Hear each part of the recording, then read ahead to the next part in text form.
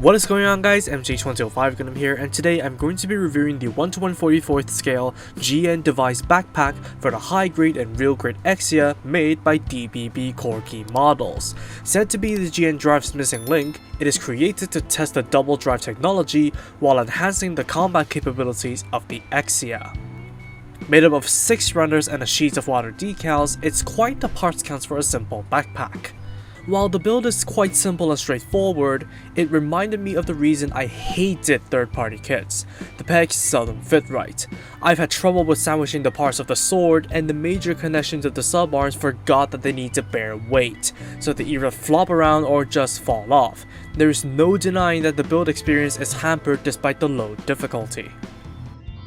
But before anything else, let's talk about connections, since it doesn't use the universal standard high-grade connection. Instead, it clips onto where the grade prongs were on the real grade, or the massive peg on the back of the high grade after you cut the protrusions. There are 2 connecting pieces included, so there is no need to pick and choose.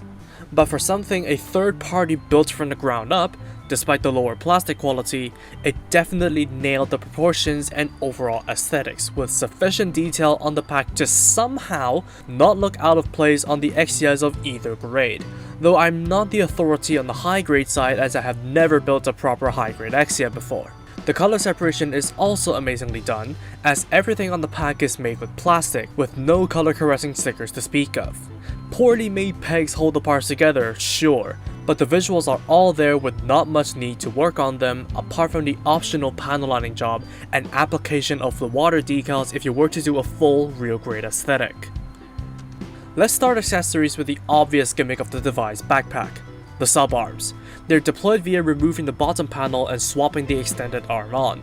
While adjustable via the core backpack joints, they can also rotate wherever the joints connect and possess bends throughout the entire arm.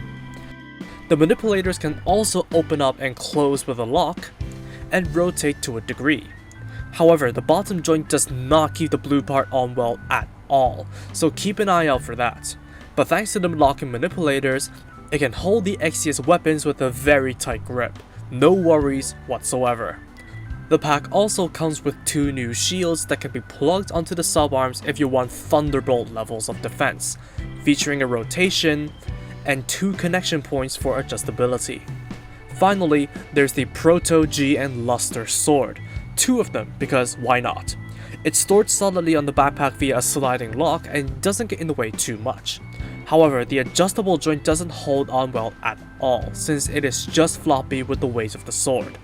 That said, it is not heavy enough to burden the Exia when used, especially for the real grade thanks to the peg that fits into the holding hands well enough. The handle is also long enough for both hands to hold on to. When the Devise Exia and Devise Dynames were revealed, I disliked them instantly due to them feeling like a lazy excuse for a 15th anniversary special design in order to milk them dry by selling them again with a different backpack and no redesigned armor.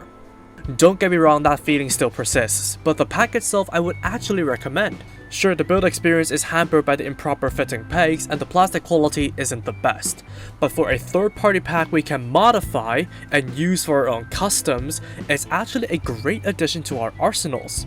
The great color separation, the functional sub-arms that can rival those of the Advanced Hazel, and the addition of the Proto GN Luster swords would absolutely help with developing a custom that can make those weapons useful and maybe actually suit the Devise Backpack. And so long as you're willing to fix the connection issues of the sub-arms, this pack will be a fun set to have. And that's all for me. Thank you for watching. Drop a like and comment if you did enjoy the video, subscribe for more content like this, and feel free to follow me on social media with the links down below. That said, take it easy, stay safe, and I'll see you all in the next video. Peace out, guys. Bye bye.